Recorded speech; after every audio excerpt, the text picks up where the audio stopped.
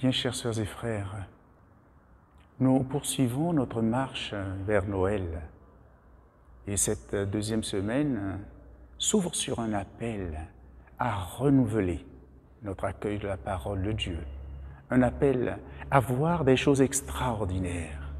Voilà ce que l'Évangile nous dit. Nous sommes invités encore une fois à contempler la miséricorde et la compassion de Jésus pour l'humanité.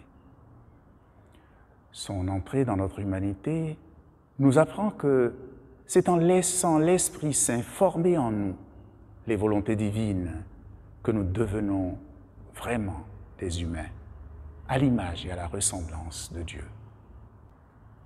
Saint Irénée nous enseigne que Jésus est venu habiter en nous.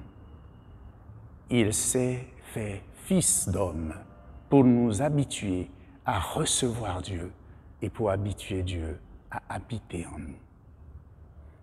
Le bien dont l'homme est capable est une grâce qu'il reçoit de Dieu. La bonté, la charité, la vérité, le pardon ne sont pas innés en l'homme. Jésus, Dieu, donne à l'homme de les recevoir dans sa bonté divine, gratuitement et dans la reconnaissance. C'est le chemin de cet accueil que Jésus vient nous montrer. Il nous apprend comment retrouver notre source, comment être lié à notre Père. Tes péchés sont pardonnés. Prends ton brancard et marche.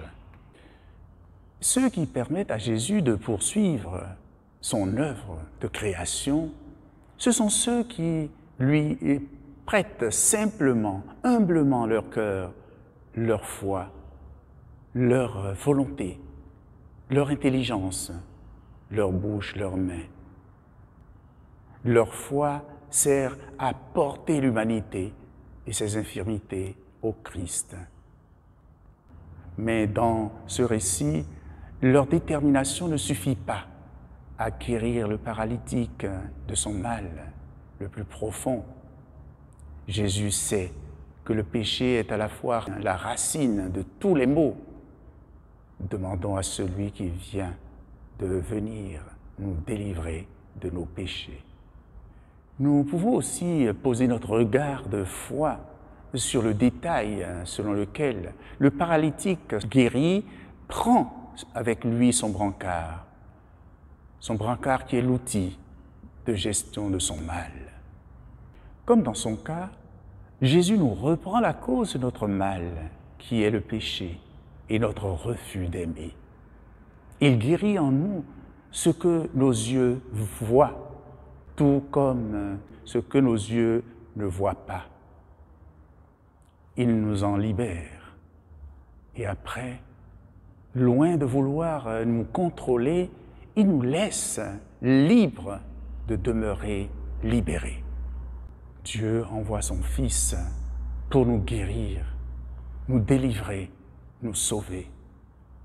Le fait de repartir avec l'instrument de gestion de notre mal témoigne de notre guérison.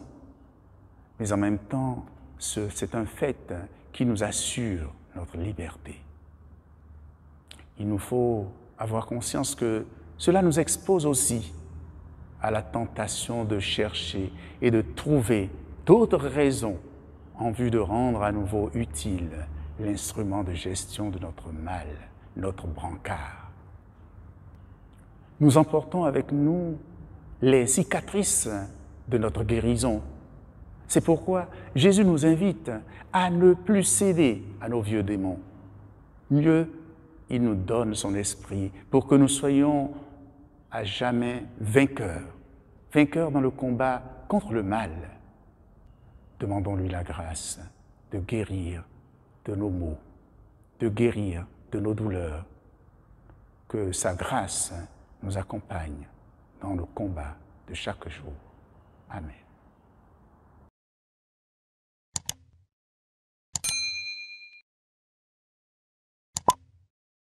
C'est les rochers qui ferment vos chemins.